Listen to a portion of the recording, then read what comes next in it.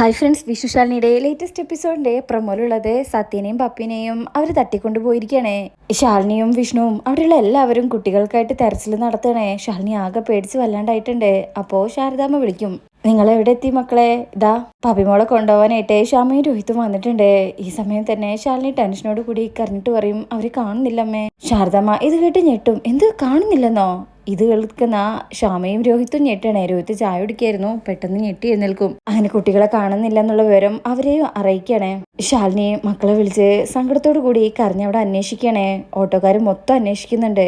ഈ സമയം രോഹിത്തിനെ സുസ്മിതയും കൂട്ടരുമാണോ തട്ടിക്കൊണ്ടുപോയതെന്ന് നല്ല സംശയമുണ്ട്. അങ്ങനെ നിൽക്കുമ്പോ തന്നെ ഉപേന്ദ്രനെ വിളിക്കണേ. ഉപേന്ദ്രൻ പറയും, അതിൽ സംശയമൊന്നും വേണ്ട, നിന്റെ മക്കളെ കാണാതെ നീ ഇപ്പൊ ടെൻഷൻ അടിച്ചിരിക്കുകയായിരിക്കുമല്ലേ? നിന്റെ കുട്ടികൾക്ക് ഒരു കുഴപ്പമില്ല, അവരെ തിരികെ തരാം. പക്ഷേ നിന്നെ വിശ്വസിച്ച് ഞാൻ കാശ് എറിഞ്ഞ് വാങ്ങിച്ച ആ വീടും പറമ്പും എന്റെ പേരിൽ നീ തിരിച്ചെഴുതി തരണം. കുട്ടികളെ വെച്ച് ഇങ്ങനെ വിലപേശുന്നത് കാണുമ്പോൾ രോഹിത്തിന്റെ ദേഷ്യം ഇരട്ടിയാവണേ. ഉടൻ തന്നെ അവരുടെ അടുത്തേക്ക് ചെല്ലും. കയ്യിലൊരു കത്തിയുണ്ട്.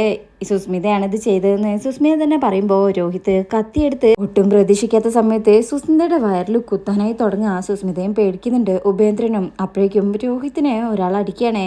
ഇതുകൊണ്ട് എല്ലാവരും പെട്ടെന്ന് ഷോക്കായി പോകും. രോഹിത്തിന്റെ തലയ്ക്ക് തന്നെ അടിച്ചത്. തിരിഞ്ഞു നോക്കുമ്പോൾ ചന്ദ്രബോസ് ഉണ്ടാവും. ഒരു വലിയ വടിയെടുത്ത് രോഹിത്തിനെ വീണ്ടും വീണ്ടും തല്ല. കത്തി താഴെ വീഴണേ. രോഹിത്തും നിലം പതിച്ചു പോവാണേ. ബോധം കിട്ട് ബോധരഹിതനായിട്ട് അവിടെ കിടക്കും. ഇത് കാണുന്ന ജഗദീപ് എന്തായാലും വിഷ്ണുവിനെയും ശാലിനിയെ അറിയിക്കായിരിക്കും. എന്തായാലും ഇനി വരാൻ പോകുന്ന എപ്പിസോഡ് ഇവർക്ക് ഒരു വീഴ്ച തന്നെയായിരിക്കും. രോഹിത് എന്തായാലും മുൻകൂട്ടി തന്നെ പ്രമാണമെല്ലാം ഭാമയുടെ പേരിലേക്ക് മാറ്റിയിട്ടുണ്ടാവണം. അപ്പോൾ ഇവർക്ക് സ്വത്തുക്കളൊന്നും കിട്ടില്ലല്ലോ. അപ്പോൾ നമുക്ക് ഈ എപ്പിസോഡിനായിട്ട് കാത്തിരിക്കാം. റിവ്യൂ ഇഷ്ടപ്പെട്ടിട്ടുണ്ടെങ്കിൽ ചാനൽ എല്ലാവരും ഒന്ന് ലൈക്ക് ചെയ്ത് സബ്സ്ക്രൈബ് ചെയ്ത് സപ്പോർട്ട് ചെയ്തേക്കണേ. താങ്ക്